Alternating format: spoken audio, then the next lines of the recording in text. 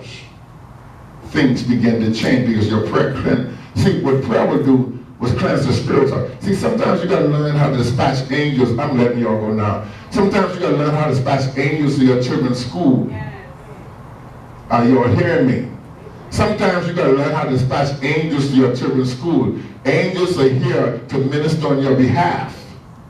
And sometimes you got to be bold enough to get up and say, I dispatch angels of protection and angels of provision. Sometimes, see, y'all not getting this. This too, some of y'all lost is all outdoors. I'm giving you materials here. The angels are here to minister for you. You got to talk to them though they hearken under the voice of God's word. I remember one time my daughters had this abusive man in their house up in Texas. And some of y'all know this story. I couldn't do nothing for them but pray. But every day I sent angels to the house. And one day he just got up and packed his bag and left and nobody couldn't figure out why.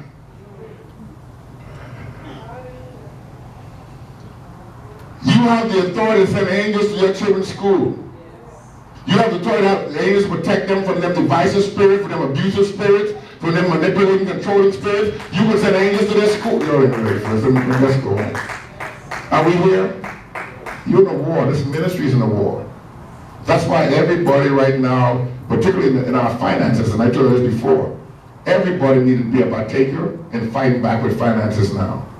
Because the enemy is trying to use finances as a source of crippling this ministry. And if we don't understand that as a people, we're going to be in trouble. I'm going to say it again. If we don't support the work here that God is doing as a people, with the resources that he gives us, we're going to be in trouble. Can I go here? I know you're standing, but I can't stop. What the enemy will do is put things in your life that make you think they require your finances. And then you put somebody else on the throne of your life. And what was coming to the church going somewhere else because of somebody else. I'm preaching real good here. Chando! I'm preaching real good here now. Hear me? What happens with that is God, talk to me, Holy Ghost. God sees that as dishonor. Because you're putting somebody else in his place. And that's idol worship, Pat. Am I helping you all here?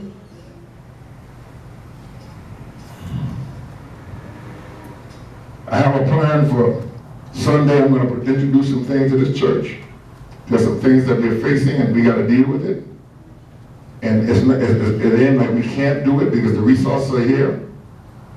But if you keep letting the enemy put your money over there, or I got to pay this over here because my aunt got this problem, that's your aunt's problem.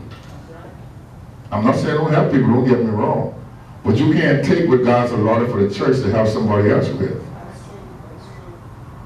Because you're making that person your God, right? Are we here together? It's called idol worship. Let me pray for you. Are you glad you came to church? It's nothing but an attack. Just stand. I know you all saw Sandra's testimony on the Facebook page. Everybody saw it? She called me Sunday morning. Hey, we take my daughter this and my daughter that. And I don't call people back, but on Sunday morning particularly, but Sandra had been around a long time. I said, don't bring her to church first. Then we'll deal with all that. And because she was obedient enough to hear my voice, the whole situation turned around. What would happen if the whole church would just move on my voice? Particularly an apostolic voice like we have. What would happen if I say, do this, and everybody did it? Like, for example, we should all give 30 for 30. Wonder what would do in your house if everybody did 30 for 30? What would we do for the ministry if everybody did? You know, we have 50 people to do 30 for 30. You know what a change that would mean in this ministry? And most of the time you come to church here, we have 80, 90 people in church. So if you have 60 people, 50 people doing 30 for 30, you know what change that would make? You know what that would do for the community? Yeah. And what would happen if people just, you know why I work for Sandra? Sandra give tithes, she give 30 for 30, and then she sow the seed into the word. How is God not going to honor that? How is he not going to honor that? She does everything that the ministry requires her to do financially. Amen. So when she showed up at that place that morning, that day, grace was there waiting for. What I tell you, grace, what you take, goes in the future. And when you get to these places, God's grace is there waiting for you. So when I come here Sunday, I'm going to put a big challenge out to this ministry based on certain things that we need everybody in here doing 30 for 30. Now we need our children doing 15 for 30. Because now as a parent, not only got to do my 30, I got to make sure my child do their 15.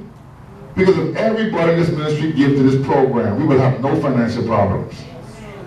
Do you all hear what I just said? The 2 times you take them to McDonald's that week, that's $25 right there. If you're blessed, amen. Amen. It's only an attack. It's no big deal. It's only an attack. Be good. Somebody say, I'm good. Somebody say, I'm chosen to believe. Therefore, I choose to believe. I announce to you today that you're winning this war. I announce to you today that you're going to win this battle. I make this announcement that this weekend is going to be a glorious weekend in general. I feel the Holy Ghost.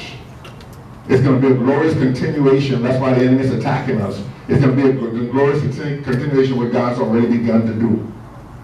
And I pray for you right now that this word would penetrate, this word would resonate in your heart, resonate in your spirit, that you would apply this word to your life.